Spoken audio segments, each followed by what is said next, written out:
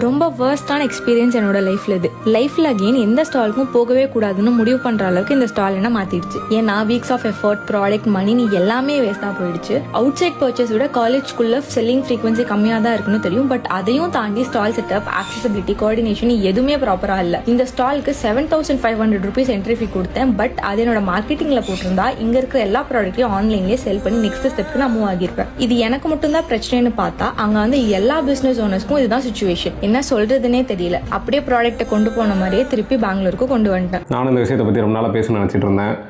இப்போ எல்லா பார்க் வாசலையும் போனோன்னா ஒரு ப்ரௌனி கடை கட்டாயமாக இருக்கும். எங்கே போனாலுமே ப்ரௌனி ஷாப் வந்து அதிகமாகிடுச்சு. அந்த மாதிரி ஸ்டால் போடுற கல்ச்சர்ஸ் வந்து ரொம்பவே அதிகமாகிட்டு இருக்குது.